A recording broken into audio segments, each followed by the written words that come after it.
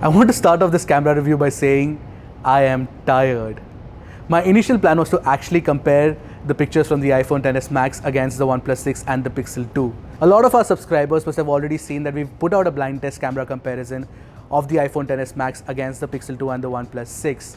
But you know what, I sat down to analyze these pictures and I was in a fix. The iPhone XS Max shot great dynamic range, had good color accuracy, but the finer details were actually missing. In fact, in our comment section, a lot of you folks are actually surprised at the lack of finer details. So you know what I did?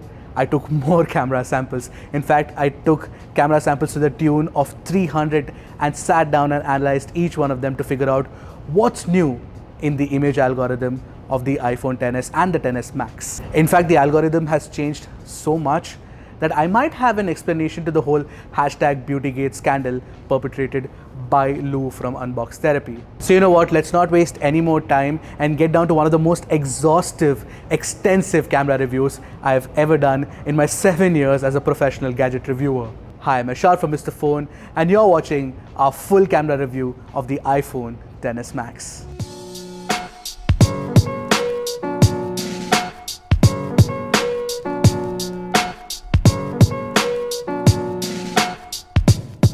Okay, so before we move on, don't forget to hit that subscribe button and the bell icon right next to it to become a part of the Mr. Phone family.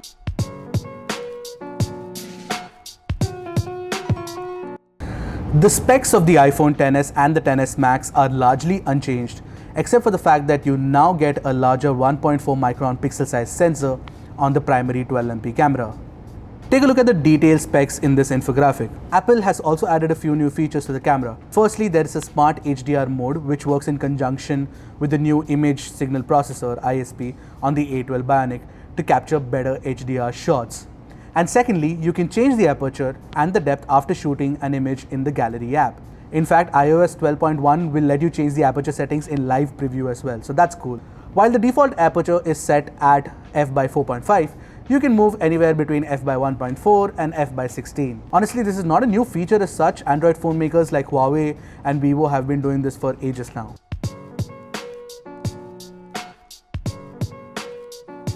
To start off, let's take a look at Smart HDR. But before we talk in detail about Smart HDR, the first thing you need to know is that Apple's new algorithm, in conjunction with the powerful NPU on the A12 Bionic, takes 4 buffer shots at one go to reduce shutter lag. And with Smart HDR turned on, the algorithm also takes interframes and a long exposure shot to further improve the dynamic range. Here are a couple of things that I noticed about Smart HDR. 1. By default, Smart HDR is turned on. But in case you want to turn it off, you will actually have to go into the main settings to do so. Apple makes it really hard to switch modes and there is no option inside the camera. It is rather annoying. Thankfully, switching between apps on the new gesture-based navigation, first introduced in the iPhone X, is just a matter of sliding the tab at the bottom. So that makes things slightly less irritating. The second point that I noticed is that Smart HDR shoots an HDR shot at will, which means that it is an automatic mode that fires only when it feels like or when the dynamic range needs to be fixed. In my testing, I noticed that a lot of my issues with the image quality had to do with the aggressive noise reduction algorithm in normal mode. Thankfully, Smart HDR doesn't smudge the details as much as the normal shot does. I have a sample for you guys. This is a photo of our video editor Nitesh. I shot this photo against the tube lights in our office and therefore the iPhone XS Max decided to take both a normal shot and a Smart HDR shot.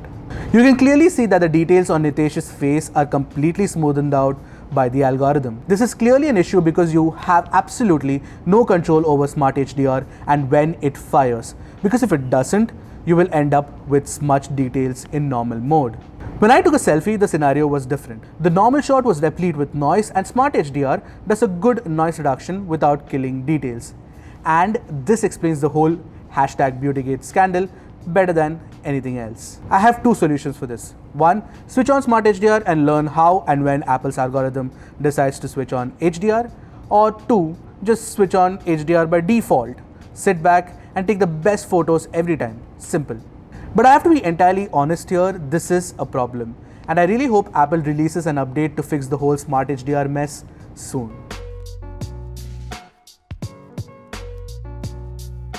Moving on, Apple has really upped the ante on its portrait mode algorithm. I have no doubt in my mind that Apple's portrait mode is the closest you can get to DSLR quality. Just take a look at the shots. I have the Mi A2 and the Pixel 2 for comparison here. You can clearly see that the iPhone XS Max's sample is crisp. From the color accuracy to the details to the edge detection, iPhone just screams the other two phones. The Pixel 2's image literally looks pale in comparison. Get it? Okay, bad joke. Also, the iPhone XS Max takes good portrait shots in low light as well, thanks to the new Smart HDR feature. But the f/2.4 aperture still struggles to get the right amount of exposure, which the OnePlus 6 has no problem with. One look and everyone would want to pick the OnePlus 6 over the other two phones. But pixel peeping will immediately show you that the OnePlus has an aggressive noise reduction at work. If you're into that sort of thing, then you might not have a problem, but technically it is an issue. Overall though, I'm a fan of iPhone XS Max's portrait mode. It is the single best thing about the camera on the phone.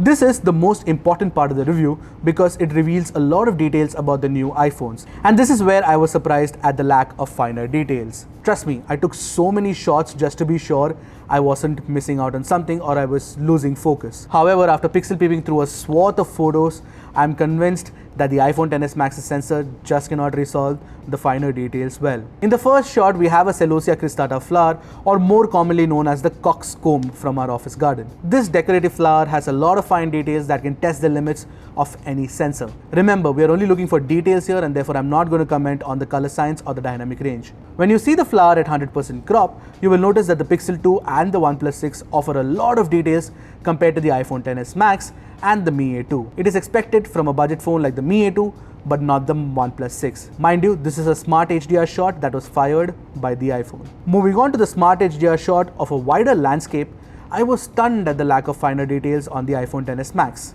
Honestly, there is an issue here because I took this shot at least 10 times before finalizing on that one perfect shot. Take a look at that 100% crop of 4 different parts of the image. While the Pixel 2 has the cleanest sensor details of all, the OnePlus 6 oversharpens the image. The iPhone sensor is seriously not as well resolving as the one on the Pixel 2 and the OnePlus 6. I'm not going to mince any words here. I'm not a fan of the details captured by the 12MP sensor inside the iPhone XS Max. But if you're shooting images that doesn't have such fine information, you will get some stunning shots. Take a look at these samples. So you know what, don't expect the iPhone XS Max to bring out details from the finer strands of hair in a dog or the finer details in flowers, but for everything else, it just works fine.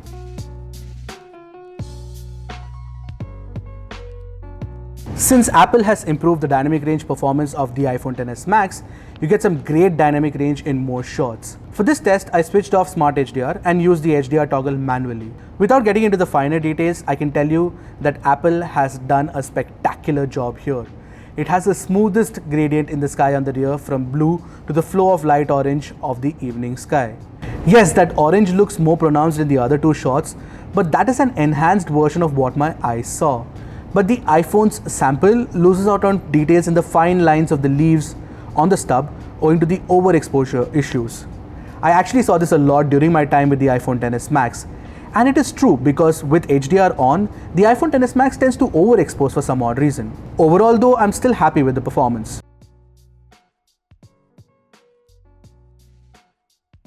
A lot of us do end up taking shots indoors compared to outdoors with our phones. And evidently the iPhone XS Max takes some great shots under tube lights or artificial lights. It lights up the subject evenly and offers plenty of details on the face. The facial tones are pretty accurate too. Surprisingly, the Pixel 2 does the worst job of the lot here. The OnePlus 6 comes a close second, but the unnecessary oversharpening is still slightly annoying. You can see that it kills the smoother details in Ashish's neck, which has been well preserved by the other two phones. Coming to the selfies taken indoor, the iPhone XS Max does pretty well for itself, but it is the Pixel 2 that steals the show. I mean, the whole Google algorithm for smartphone photography does an incredible job of retaining details even in selfies. The OnePlus 6 captures a dreamy sort of image with an aura around my face. While it does make me look good, I don't think that is how the scene looked, and definitely that's not how my face looks.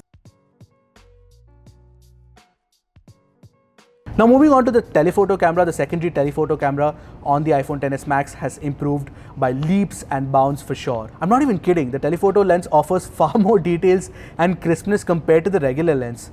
Sometimes I really wonder if something is wrong with my iPhone XS Max's primary camera. Taking a look at the selfie portraits first, you will notice that the iPhone XS Max and the Pixel 2 produce spectacular images. The iPhone has the best edge detection, and the fact that you can fine-tune it later just makes it even more appreciable. The Pixel 2 botches up edge detection, as you can see in the top part of the hair. The OnePlus 6's image looks too hazy if you ask me. Moving on to regular selfies, the iPhone XS Max's True Tone camera springs to life with a stunningly detailed photo with near accurate facial tones. This is the kind of selfie performance you come to expect from a flagship phone. Tell me, where is the whole beauty effect here? That whole hashtag Beautygate scandal was slightly blown out of proportion if you ask me. Not that the iPhone doesn't smoothen out the details, but it doesn't happen when Smart HDR is on. So that's great. The Pixel 2 continues to be exceptionally good once again. Overall, I'm pretty happy about the iPhone's selfie performance, and most selfie fans needn't worry about the quality. When you look at the low light shots captured by the three phones, you will immediately notice a difference in the color science of all the three samples. While the OnePlus 6 goes for an overall cooler temperature, the Pixel 2 is extremely warm. What I like about the iPhone XS Max's shot is that it has brilliant control over the light bleed. Take a look at the JMD Megapolis and Studio Pepperfry signages to judge for yourself. Coming to the next sample, which is a wide shot, the iPhone XS Max does a brilliant job with the color temperature once again. It is a natural color temperature compared to the warm tone on the Pixel 2 and the reddish hue on the OnePlus 6. Moreover, zooming in reveals that the iPhone manages to retain a great amount of details. Zooming into specific parts like the bushes at the bottom or the signages reveals that the sensor performance of the iPhone XS Max in low light is absolutely great. In fact, if you own an iPhone 10, you might actually see the difference in the low light performance on the iPhone XS Max. The OnePlus 6 tends to smudge the details with extreme noise compression, and the Pixel 2 doesn't do much to reduce the noise. I'm really glad that Apple has managed to fix the low light performance to this extent, which was honestly the Achilles heel of Apple's smartphone cameras till date. This makes me wonder that the problem with the loss of details in the sensor in daylight shots is more to do with the image algorithm than the sensor itself. I'm sure professional photographers shooting in RAW using the iPhone, yeah, a lot of people do that, will actually be better compared to the OnePlus 6 or even the Pixel 2 for that matter.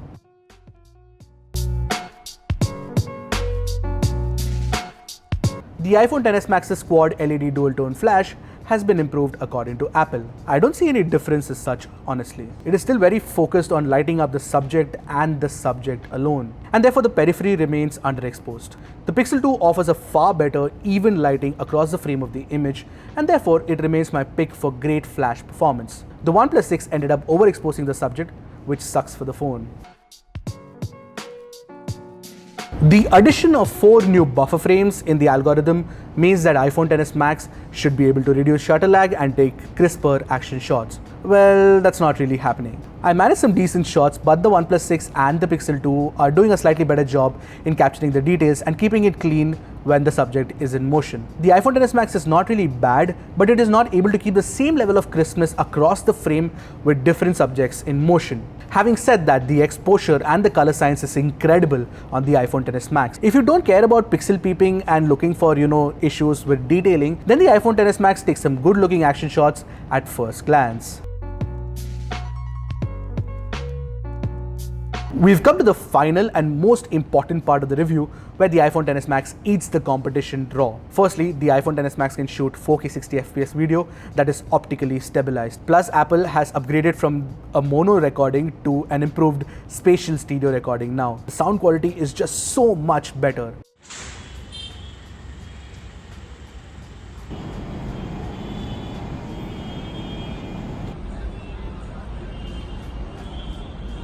The 4K 60fps footage captured by the iPhone XS Max looks plain stunning. From accurate colors to crisp details, the iPhone does a great job. The OnePlus 6 and the Pixel 2 have saturated colors that look good but are not what I saw with my eyes. But I have to say this, the Pixel 2's video stabilization is phenomenal. But note that the video recording tops out at 30fps in 4K. Regardless, I have no complaints with the stabilization on any phone. When it comes to footage from the front camera, the iPhone XS Max tops the performance shots with crisp colors and clear sound recording as well. Hi guys, I'm shooting using the front camera of one of the phones. This blind test. Do let us know in the comment section below what you thought about the stabilization, the image quality and the sound. And do I have to even explain that the 1080p 240fps slow motion footage looks the best on the iPhone? The iPhone is clearly unbeatable in slow motion video recording. So that was my detailed review of the iPhone XS Max's camera. I hope you guys liked it. But you know what? my firm belief is that the iPhone XS Max has improved by leaps and bounds in low light photography and portrait photography. In fact, as far as video recording is concerned, there is no phone right now that can actually beat the iPhone XS Max. As for the whole hashtag Beautygate scandal as perpetrated by Lou from Unbox Therapy, I have to tell you guys this, there is no secret beauty mode that Apple has snuck in into the camera. It is because of the aggressive noise reduction that has been applied in normal mode. If you use HDR, that sort of goes away, and Smart HDR, of course, when it fires, it definitely removes all of that smoothing. To be entirely honest though, if you're spending upwards of ₹1 lakh on a smartphone, it better have the best cameras out there. There is no doubt in my mind that the iPhone XS Max is best in certain areas, like for example, video and portrait, like I mentioned before. But it is not the absolute best today. In fact, the P20 Pro and the Pixel 2 still have so many reasons why they're still the best cameras out there. You know what? I have an advice for Apple. Poach that camera engineer from Huawei. I'm just kidding. Just fix that whole Smart HDR, settings issue. To sum it up, I know that Apple has made great strides in imaging this year, but I really want Apple to push the envelope because it is trying to make the best phone out there for everybody. So might as well make a phone that has the best camera like the P20 Pro. That's not asking for too much, is it? So that's it from me, Ershad, from Mr. Phone, and this was our entire thesis on the iPhone XS Max's camera. I hope you guys liked it, and do let us know in the comment section below what you thought about it. Until next time, sayonara.